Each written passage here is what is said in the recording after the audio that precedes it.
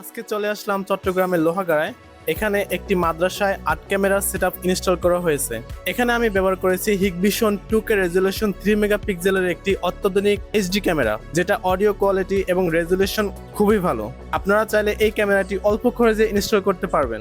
শুরু থেকেই আমার কাজের মূল লক্ষ্য থাকে পরিপাটি ও নিরাপদ ইনস্টলেশন, কারণ একটি ভালো সিসিটিভি সিস্টেম শুধু ক্যামেরার উপর নয়, সঠিক ওয়্যারিং এবং প্রফেশনাল সেটআপের উপর নির্ভর করে।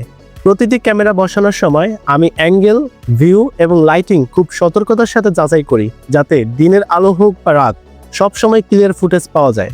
প্রতিটি বাড়িতে আমি কাজ করি নিজের বাড়ি মনে করে। পরিপাটি কাজ, নিরাপদ সেটআপ এবং দীর্ঘমেয়াদী সার্ভিস, এটাই আমার অঙ্গীকার।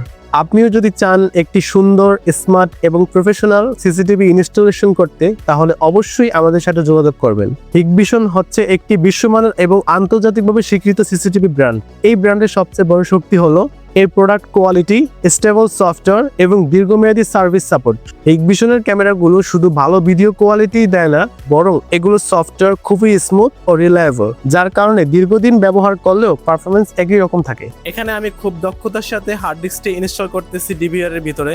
অন্যান্য অনেক ক্যামেরার তুলনায় হিগভিশনের লংজিবিলিটি অনেক বেশি। রোদ, বৃষ্টি, ধুলো কিংবা 24 ঘন্টা রানিং সব অবস্থাতেই এই ক্যামেরাগুলো ভরসাযোগ্য পারফরমেন্স দেয়।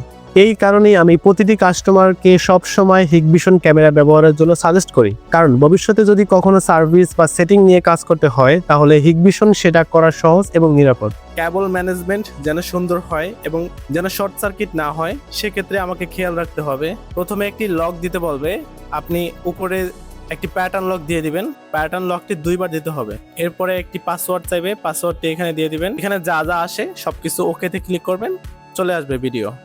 দেখতে পাচ্ছেন এখানে মনিটর স্ক্রিনে পুরো ভিডিওটি চলে আসছে। এখানে টোটাল 8টি ক্যামেরা ব্যবহার করা হয়েছে। ক্যামেরার রেজুলেশন খুবই ভালো আসছে। এরপরে ভিতরে কোনো কিছু প্রবলেম আছে কিনা আবার রিচেক করে নিলাম। এখন আমি মনিটরের পিছনে যে কেবলগুলো আছে এগুলো সুন্দর করে ড্রেসিং করে দিব, যেন দূর থেকে খুব সুন্দর দেখা যায়।